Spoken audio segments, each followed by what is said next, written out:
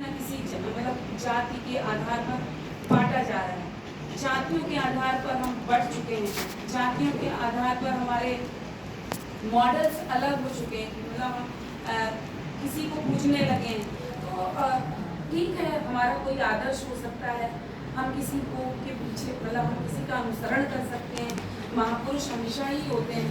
पर जो है इसका मतलब ये नहीं हुआ कि हम दूसरी जातियों को भेद दृष्टि से देखें या उनके साथ दुर्व्यवहार करें या जो छुआछूत की कंसेप्ट कभी हुआ करती थी। मुझे तो खासतौर पर शहरों में देखिए तो वो नहीं देखने मिलता कि जो है मंदिरों में अब सभी जब कभी सबकी एंट्री है।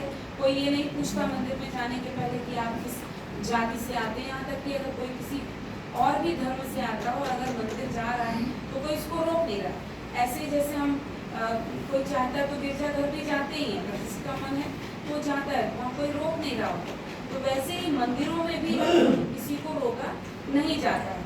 सब जैसे गांव ग्रामीण क्षेत्र है, एक ही कुएं से सभी पानी पिए, जिसको कहते हैं बावलियाँ एक हो, जो आपके खलिहान है वो एक हो, तो चौपाल जहाँ लगे वो एक हो।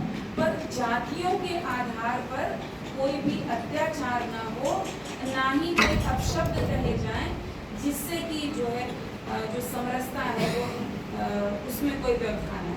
तो उसमें ये सामाजिक समरसता लाने का उत्तरदायित्व सभी का है, सभी जाति समूह का है। ऐसा नहीं कि जो है अगर वंचित जाति से आते हैं तो हम सवर्णों को कुछ भी अपशब्द कह लें या सवर्ण है तो वंचित समूह को कुछ कह लें। तो समरसता तो तभी आएगी जब सब प्रेम भाव से रहेंगे। तो एक ये सामाजिक समरसता का विषय बहुत ज़रूरी है, क्योंकि अगर आप देखें तो जैसे ही इलेक्शंस पास आते हैं तो कुछ ना कुछ ऐसी घटनाएं की जाती हैं कि जिससे कि समाज बढ़ता हुआ हमें नजर चलिए हमारे साथ तो हम तो ठीक हैं, हम उन चीज़ों को परिपक्व हैं, समझ रहे हैं। पर बच्चे अगर स्कूल कॉलेज में पढ़ने जा रहे हैं तो उनको नहीं पता होता है कि कौन किस जात पर का है। मजाक भी हो सकता है, वो किसी को कुछ बोल दें और कहीं जाकर उन पर केस हो जाए तो वहीं से उसका करियर खराब हो जाएगा। तो उसको देखिए अब विपक्ष उसको बुरा भी रहा है। तो जो है किस तरीके की स्थितियाँ ना उत्पन्न होने पाए। हालांकि सरकार ने कदम लिया और यूजीसी के सेक्रेटरी को इस्तीफा देना पड़ा। तो इस तरीके की चीज़ें हमें ध्यान देना। ये अगले एक साल में उत्तर प्रदेश में भी इस तरीके की बहुत चीज़ें आएंगी जिसमें आपको एकदम खून खौल उठेगा किसी न किसी वर्ग का और उसको लगेगा कि बस कुछ कर दो। पर ऐसे हमें बढ़ना नहीं, सामाजिक समरसता को बनाए रखना है, ये बहुत ही ज़रूरी है।